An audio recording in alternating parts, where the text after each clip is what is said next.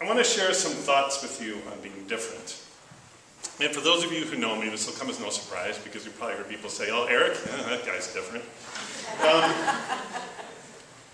But I don't know that we can talk about autism without talking about how we think of difference. So I wrote a poem. It's been 30 years since I've written my last poem, so I'll just offer that as a little qualification.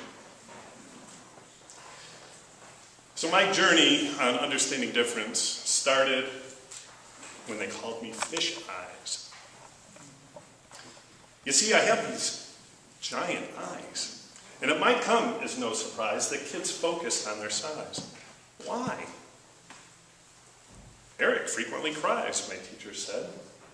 I'm not like the other guys, was my secret dread.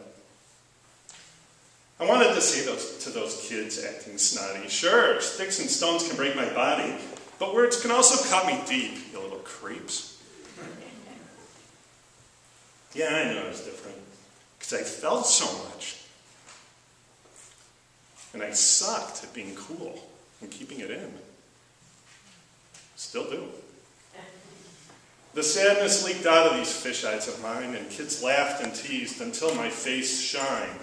And I'd come home and say, you know, I'd be lying if I said my day was fine. I wanted so badly to be normal. Fish eyes launched my quest to be the same. Play the game, have a name that people would call out in Zoom class and say, hey, Eric, you're strong, come along, you belong. But after a while, I began to hate my style. And then for a while, I forgot I had a style. Never forget you have a style. But my style came back eventually because I had a family who loved me and loves me constantly, lavishly, generously, unconditionally. I still do. And this is why the guy you see speaking pretty passionately now knows that the best way for me to be is to be unusually. For you see, I have a secret to confess. You know, on second thought, it's something to profess. Yes, I'm different. I am different. Heavens, yes, I'm different. And not to be too informal, but come on, y'all, when you break it down, none of us are normal. Right? Right? Right. And you know, it feels really good to say. So let's all say it on a day like today. Let's join together and proudly say, we are all different. We are all different. We are all different. We are all different. We are all different. We are all different. And on a day like today, let's say it a different way. My friend Mari will teach us how to say we are all different in a different way, in American Sign Language. Absolutely. All right. We're going to learn we. Using an index finger, start one side of your chest and draw a big circle. We. And then the sign for different. And what you're going to do is you're going to repeat it. Because we are different. So we are different. Good job, you guys. We are different. Let's keep doing this. We are different. We can say we are different in different ways on a day like today.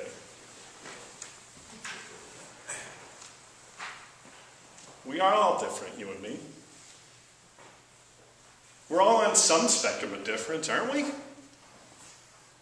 Now, what does our lack of normality have to do with autism as a disability? Well, you see, we can't learn from people on the autism spectrum if we aren't prepared to radically welcome the parts of ourselves that don't actually fit with the idea of normality that's actually full of, well, you know. Wait for it. Okay. We can't open the gifts that autistic folks give if we don't first lift up the different ways that we live. We can't lift up autism without causing a schism between our idea of normality and our deeply felt instinct to be who you be. Lifting up autism means we're willing to change, to confront our fears of being seen as strange. Lifting up autism means we proudly proclaim that normality sucks. We're not all the same. Lifting Up Autism means that we promise to fully engage autistic folks among us, to be their friends, their allies in community, because today, together, we see that we all have a longing for belonging. We all have a longing for belonging. And people with autism belong with us. If we all lifted up autism today and tomorrow and embrace what is different, I'm sure it will follow that great days will come for people like my son. The day will come when more autistic children get early access to compassionate health care that treats all of their symptoms, like the health care provided at Fraser. The day will come when autistic youth are invited to birthday parties, sleepovers, playdates, and club meetings. The day will come when autistic elementary schools students are in the very center of their class pictures, surrounded by friends. The day will come when autistic high school students are invited by their neurotypical peers to eat with them during lunchtime at school. The day will come when autistic adults are hired, supported, recognized, and rewarded for their gifts. The day will come. And the thing is, once I've lifted up autism, then I can see that lifting up autism actually lifts up me.